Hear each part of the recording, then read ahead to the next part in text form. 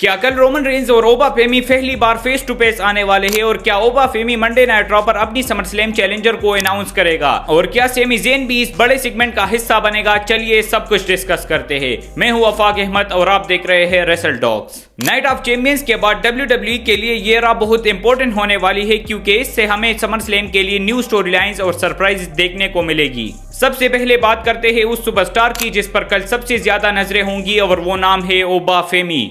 Night of champions में अपनी बड़ी जीत के बाद अब हर फैन सिर्फ एक ही चीज जानना चाहता है कि समरस्लैम में उसका अगला चैलेंजर कौन होगा और WWE हमें कल रॉ पर इसी मिस्ट्री का जवाब दे सकती है। बहुत मुमकिन है कि ओबा फेमी रिंग में आकर ऑफिशियली अपना चैलेंजर अनाउंस करे। सबसे बड़ी पॉसिबिलिटी ये है कि वो सेमी ज़ेन को टारगेट करे या फिर सबको शॉक देते हुए सीधा रोमन रेंज के सामने खड़े हो जाए। अगर रोमन रेंज को चैलेंज करता है तो समरस्लैम का मेन इवेंट उसी वक्त हेडलाइन बन सकता है। और अब बात करते हैं उस चीज की जिसका हर फैन बेसब्री से इंतजार कर रहा है। रोमन रेंज की रॉ में वापसी WWE ऑफिशियली अनाउंस कर चुकी है। इसकी वजह से कल की रॉ और भी स्पेशल बन गई है और सबसे एक्साइटिंग पॉसिबिलिटी ये है कि हमें रोमन रेंज और ओबा फेमी फेस टू फेस देखने को मिल सकते हैं। सोचिए अगर ओबा फेमी अपनी जीत के बाद रिंग में आता है और उसी वक्त रोमन रेंज का म्यूजिक हिट हो जाए, दोनों सुपरस्टार एक दूसरे के सामने खड़े हो तो पूरा एरिना एक्सप्लोड कर सकता है और WWE इसी एक सेगमेंट से समरस्लैम की सबसे बड़ी राइवलरी की शुरुआत कर सकती है। रोमन रेंज के साथ ब्लड लाइन का एंगल भी काफी इंटरेस्टिंग हो सकता है।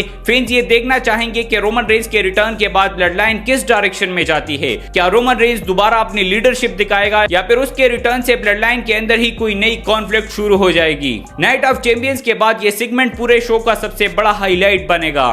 अब बात करते हैं सेथ रॉलिंस की। नाइट ऑफ चैंपियंस के बाद सेथ रॉलिंस का मंडे नाइट रॉ पर आना भी कंफर्म लग रहा है और अगर रोमन रेंज और ब्लड लाइन का सेगमेंट होता है तो सेथ रॉलिंस भी उसमें एंट्री करके माहौल और गर्म कर सकता है क्योंकि रोमन रेंज और सेथ की हिस्ट्री को देखते हुए अगर दोनों एक ही रिंग में आ गए तो फैंस को एक अनफॉरगेटेबल मूवमेंट देखने को मिलेगा और यह भी मुमकिन है कि WWE समरस्लैम के लिए एक नए फ्यूड की फाउंडेशन इसी रॉ पर दे दे।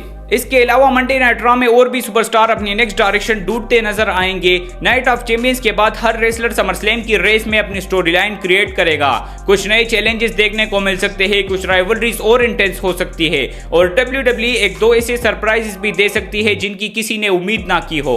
अगर मैं अपनी प्रेडिक्शन की बात करूं तो कल के शो का सबसे बड़ा मोमेंट रोमन रेंज और ओबा फेमी का फेस टू फेस हो सकता है। अगर WWE ने यह सेगमेंट डिलीवर कर दिया तो समरस्लैम की हाइप नेक्स्ट लेवल पर पहुंच जाएगी। सेथ रॉलिंस का अपीयरेंस और ब्लड लाइन की डायरेक्शन भी इस रॉ को स्पेशल बना सकती है। अब आप कमेंट्स में जरूर बताना कि अगर ओबा फेमी को सिर्फ एक सुपरस्टार चूज करना हो तो क्या उसे सेमी ज़ेन को चैलेंज करना चाहिए या फिर रोमन रेंज को। और इसी तरह मजीद रेसलिंग वीडियोस के लिए इस चैनल को फॉलो लाजमी करना।